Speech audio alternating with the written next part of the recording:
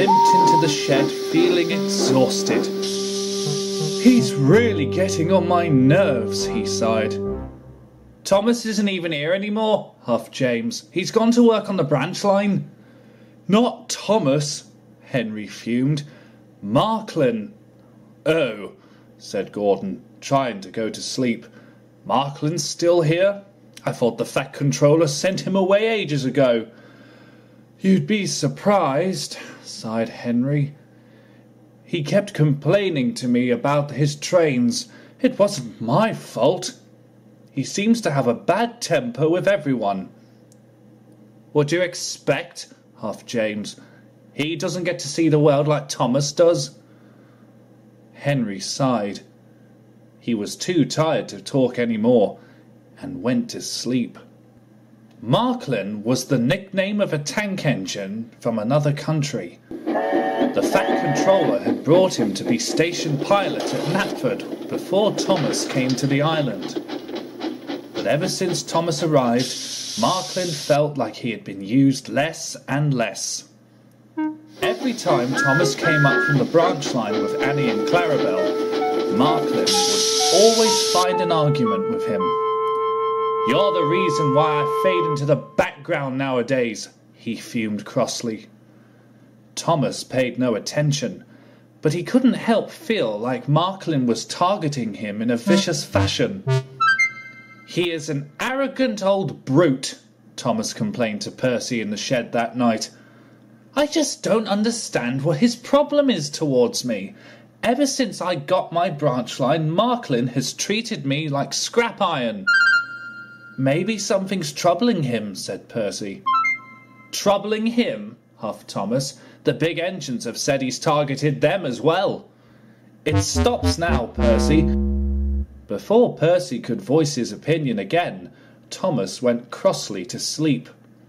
The very next morning, Percy came to the big station to sort out Gordon's coaches.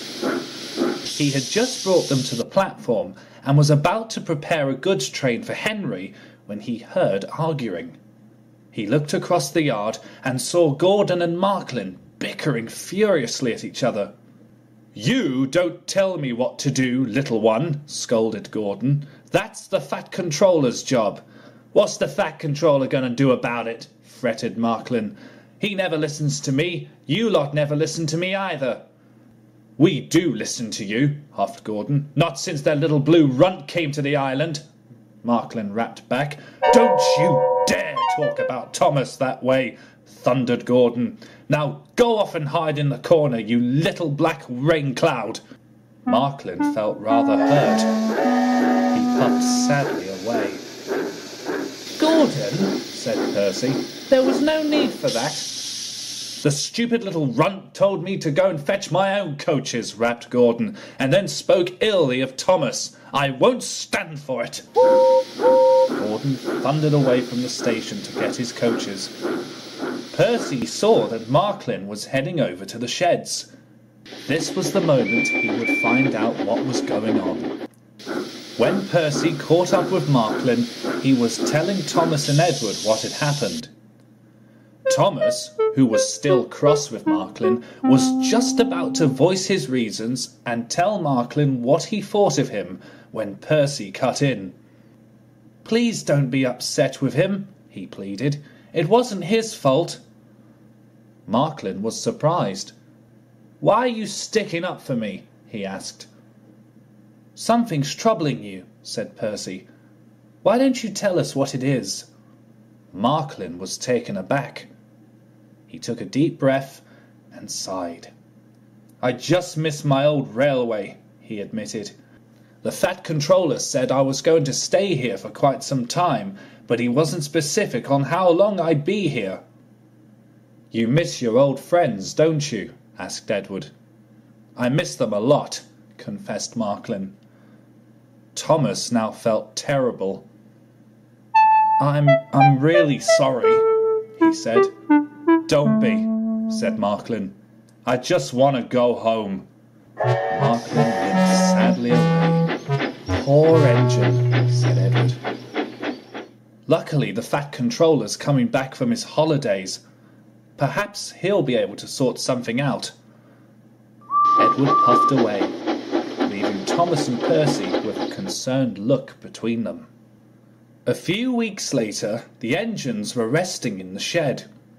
James had some very exciting news. "The Fat Controller's got a postcard from Marklin's old railway," he said excitedly. "Is he all right?" asked Thomas. "He's doing better than all right," chuckled James. "He's had an overhaul and everything. You wouldn't recognise him." "I feel bad that we never got to know him properly," said Thomas. "Do you think he'll be all right on his old railway?" "Of course he would," said Edward. "It's a big city port like no other. He'll be just fine." The engines smiled. While they never got the chance to see Marklin again, they knew he was doing well on his old railway, feeling more happier than ever before. And I bet you're wondering what Edward meant by big city port.